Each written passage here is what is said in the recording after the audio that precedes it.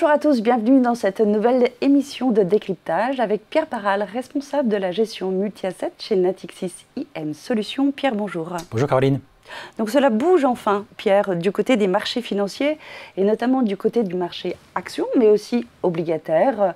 Les dernières déclarations de la Réserve fédérale à travers son comité ont été décisives et le cap tant attendu a enfin été donné. C'est ce que nous allons surtout étudier dans notre première partie.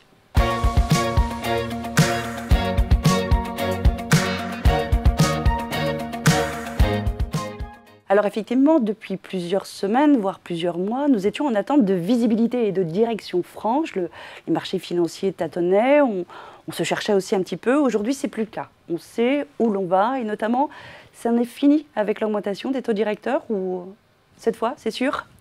En tout cas, le marché a voulu l'entendre comme ça, après la déclaration en effet du FOMC hier soir à la Fed aux États-Unis, avec un Jérôme Powell finalement qui n'a pas surpris le marché par les décisions qui étaient très attendues par le marché, c'est-à-dire pas de nouvelle hausse des taux, le maintien quand même dans le discours d'une probable autre nouvelle hausse des taux d'ici les mois à venir, juste pour maintenir la pression. Mais dans son discours, Jérôme Powell a cité à plusieurs reprises le resserrement des conditions financières. Alors, qu'est-ce qu'on entend par resserrement des conditions financières ? Eh bien, c'est ce qui vient de se produire ces dernières semaines, ces derniers mois, avec la très forte remontée des taux longs et cette fameuse désinversion de la courbe des taux. Donc des taux longs qui sont remontés, vous le souvenez, sur les niveaux de 5% récemment et qui donc, quelque part, ont fait le travail d'un resserrement des conditions financières qui peut correspondre aussi à un resserrement de politique monétaire selon la Fed. Donc le marché a voulu l'entendre comme ça et donc le marché l'a tout de suite lu comme, eh bien, c'est probablement en effet le temps de rester stable sur les taux d'intérêt et de finalement peut-être ne plus les remonter et de maintenir ce plateau pendant encore longtemps. Donc justement, c'est vraiment la situation attendue par la Banque centrale américaine. Est-ce qu'on le voit aujourd'hui dans les chiffres qui reflètent la vitalité des entreprises ? Elles en sont où aujourd'hui aux États-Unis ? Alors, globalement, les chiffres ont surpris par le haut, hein, la Réserve fédérale ont surpris par le haut les économistes, la croissance américaine a surpris par le haut et sa vigueur est relativement importante. Néanmoins, on a eu, alors le jour même de la réunion de la Fed, un chiffre d'ISM qui est sorti relativement faible par rapport à ce qui était attendu, 46,7 contre 49 dans les attentes du marché, c'est-à-dire très inférieur au niveau de 50, qui indique quand même que, eh bien, du côté du business, du côté des affaires, les choses sont peut-être en train de bouger un peu plus négativement que ce qu'on avait l'habitude de voir jusqu'ici, notamment chez le consommateur qui est resté extrêmement booming, extrêmement vigoureux de ce point de vue-là. Donc, c'est un signal supplémentaire, en effet, ou en tout cas un nouveau signal que le marché a voulu entendre dans le sens peut-être d'un début de ralentissement de cette vigueur de la croissance. Alors un dernier point, ou un avant-dernier point en tous les cas, c'est aussi le refinancement du Trésor du côté des États-Unis. Là aussi, surprise. Là aussi, surprise positive, en effet, comme si toutes les planètes étaient en train de s'aligner le même jour. On a eu en effet l'annonce du Trésor qui annonce pour son refinancement qu'il a l'habitude d'annoncer tous les trimestres 112 milliards d'émissions alors que le marché attendait 114 milliards d'émissions. Vous me direz c'est peu, mais c'est un signal quand même assez encourageant pour le marché avec moins d'émissions, en tout cas peut-être pas beaucoup moins, mais moins d'émissions sur les maturités longues 10 ans et 30 ans, ce qui a tout de suite également porté le marché à lire ce message comme plutôt favorable, notamment pour les obligations long terme, le marché des bons du Trésor américain, qui en a tout de suite profité pour monter en prix et les taux baisser très dynamiquement sur la journée de mercredi. Alors ça, c'est du côté des États-Unis. Il y a aussi une autre donnée, celle que l'on regarde avec soin tout au long de ces émissions, c'est l'inflation du côté européen. Aujourd'hui, cette inflation, elle fléchit. Je veux qu'on revienne également sur l'inflation corps, c'est ce qu'on regarde toujours, et l'inflation globale. On en est où aujourd'hui ? Alors, on en est toujours dans la même situation, c'est-à-dire qu'on a une inflation globale, celle qui englobe les prix de l'énergie, celle qui englobe les prix des produits frais, de l'alimentaire, qui continue à baisser, en tout cas la hausse des prix ralentit très sensiblement. On est revenu, notamment en Europe, et ça a été indiqué hier, à un rythme de 2,9% pour le mois d'octobre. Ce qui peut paraître encourageant. Ce qui est très encourageant, puisqu'on s'approche de la cible, la fameuse cible des 2% de la BCE. En revanche, le même chiffre, mais dont on retire les produits volatiles et les produits de l'énergie, donc l'inflation dite corps, elle baisse également, mais beaucoup moins vite et avec beaucoup moins d'inertie. Et donc ça, c'est, je le rappelle, l'élément fort pour la BCE. C'est ce chiffre-là qu'elle regarde. Elle a finalement assez peu de regard sur l'inflation globale parce que celle-ci est par nature très volatile et bénéficie de surcroît d'effets de base très importants par rapport au niveau du pétrole d'il y a un an. Donc on est quand même sur l'inflation, sur une tendance toujours plutôt favorable, mais pas aussi rapide qu'on peut le croire. Donc il faut rester quand même malgré tout assez prudent. Mais ça restait, et le marché, encore une fois, a voulu lire cette nouvelle avec une inflation sur un rythme de 2,9% comme une excellente nouvelle pour le marché des taux d'intérêt et donc pour le marché des actions également. Alors nous allons voir dans cette seconde partie, qu'en est-il exactement sur les marchés financiers, mais surtout vos choix de décision en termes d'allocation. Est-ce qu'elles ont été modifiées? C'est parti.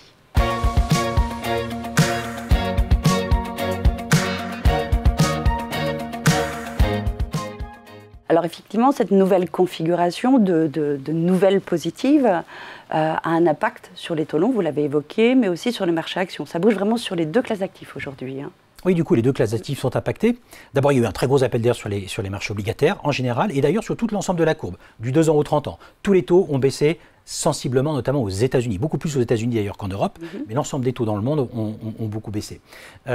Aux États-Unis, vous vous souvenez qu'on était monté sur des niveaux de 5% sur le 10 ans américain, des bons du Trésor américain, ce qui était un niveau déjà extrêmement élevé, dont on a beaucoup parlé, qui a fait verser beaucoup d'encre sur les marchés. Aujourd'hui, on est déjà revenu quelques jours après à 4,66%.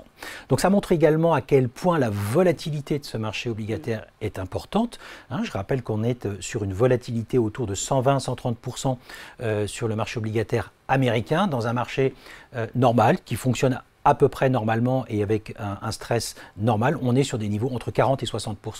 Donc la volatilité est du double de ce qu'elle devrait être normalement, et on le voit donc, dès que les bonnes nouvelles s'annoncent, eh bien le marché baisse ou remonte très vite. Et là, il se trouve que cette semaine, ils ont beaucoup baissé sur ces trois éléments dont nous venons de parler.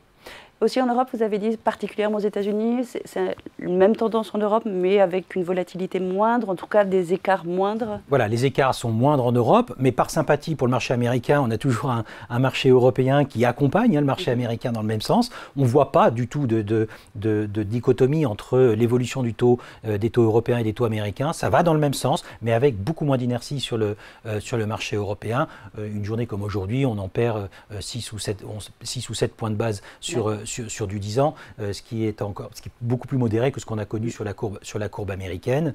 Voilà, donc de ce point de vue-là, les marchés obligataires se portent bien, tous bien, un petit peu moins en Europe qu'aux États-Unis, et les conséquences, évidemment, sur les marchés d'actions ont été extrêmement rapides, puisque l'ensemble des indices. On a vu des belles augmentations. Alors, il y a quand même il y a quelques accidents liés aux résultats, mais néanmoins, la tendance globale sur l'ensemble des marchés actions, en tout cas américains et Europe, est à la hausse. Oui, en effet. Alors, on a eu beaucoup d'accidents, en effet, énormément d'accidents de publication. Je ne vais pas ici en refaire le détail. Le sujet a déjà été beaucoup commenté, mais on se souvient de Worldline qui a perdu jusqu'à 60% de sa valeur en une seule journée. On a Sanofi qui en France qui a annoncé des résultats qui a beaucoup déçu et qui a beaucoup baissé également. Bref, des accidents dus à des publications et à des déceptions et des difficultés dans la communication des entreprises qui ont pu faire peur à un moment, mais il se trouve que là, les marchés sont totalement rassurés depuis mercredi soir par ce discours de la Fed, et en tout cas ont voulu, après une période de baisse des actions, je le rappelle quand même, qui date depuis le mois de septembre et qui compte aujourd'hui, qui a compté jusqu'au plus bas, pas loin de 11% de baisse, que ce soit aux États-Unis ou en Europe, eh bien un marché qui a envie de se racheter, avec également des effets potentiels importants, avec des programmes de buyback, ces rachats d'actions par les entreprises, qui sont de retour sur le marché et qui vont tirer les cours à la hausse. Et puis pour finir, un calendrier, il faut le dire, une saisonnalité dans le calendrier qui est plutôt favorable au marché d'actions. On arrive à la fin d'année. De la fin de l'année. Les mois de novembre et surtout les mois de décembre sont généralement des mois plutôt porteurs pour les marchés d'actions. Donc tout était aligné, en tout cas cette fin de semaine, ce milieu de semaine, pour permettre au marché d'actions de remonter assez vigoureusement. Et du coup, ça a favorisé pour vous, dans le cadre de votre allocation, un retour sur le marché actions, ou le timing n'est toujours pas là ? Alors le timing est là. Nous, on avait justement, avant le FOMC de la Fed déjà souhaité renforcer notre position et notre positionnement sur les actions dans nos portefeuilles. Pourquoi? Tout simplement parce qu'il nous semblait que le gros des risques annoncés étaient déjà pricés par les marchés. Donc je le rappelle, encore une fois, le marché avait baissé de 11%. On entrait dans une saisonnalité importante. La saison des résultats est assez mitigée, mais sans drame non plus. Et surtout, on n'a pas eu ce qu'on aurait pu attendre sur les cours notamment de l'énergie, qui aurait pu faire craindre le pire avec la guerre au Moyen-Orient. Et donc, nous avions fait le choix de racheter des actions en sortant le cash qu'on avait mis de côté pendant toute cette période où les actions étaient plutôt orientées à la baisse. Donc, on revient sur les marchés d'actions, on revient à plus de neutralité par rapport à nos indices de référence, sans non plus être complètement fou pour l'instant sur cette partie-là des portefeuilles. Vous restez mesuré, vous restez aussi orienté sur des marchés exposés aux États-Unis, en Europe. Alors géographiquement, en effet, nous continuons à privilégier le marché américain. Aujourd'hui, c'est le marché américain, selon nous, qui est à la main du point de vue croissance. La croissance ne déçoit pas aux États-Unis, la croissance ne décevra probablement pas aux États-Unis. L'acquis de croissance américain pour l'année prochaine est déjà de 1%. Donc, s'il ne se passe rien sur la croissance américaine en 2024, il y aura au moins 1% de croissance à prévoir pour le PIB américain. Donc, c'est quand même un confort non négligeable. Et puis, tous les autres éléments, la techno qui continue, même si elle est très chère, à très bien performer, qui devrait continuer. Qui entraîne encore aussi le marché action. Exactement. Et des marchés de taux qui sont peut-être, et là je reste extrêmement prudent parce que la volatilité encore une fois est très forte, mais des marchés de taux qui peut-être vont rester sur ces niveaux-là, voire commencer, pourquoi pas, à rebaisser. Donc j'entends aussi que ce n'est pas encore tout à fait le timing sur le marché obligataire. Vous restez à la neutralité légèrement sous-pondérée? Oui, alors nous sommes revenus à la neutralité. On était à la neutralité déjà depuis un petit moment sur nos expositions obligataires. On pense qu'il n'y a pas d'urgence pour l'instant à acheter le marché obligataire, notamment en Europe. C'est peut-être encore un peu tôt. On est évidemment un petit peu prudent du fait de cette très forte volatilité qu'on emmène dans les portefeuilles quand on achète des marchés obligataires à côté des marchés d'actions. Dans un portefeuille diversifié, si vous avez aujourd'hui des actions et de l'obligataire à côté, les deux. En général, c'est diversifiant. Aujourd'hui, ça ne l'est pas parce que les deux classes d'actifs évoluent dans le même sens.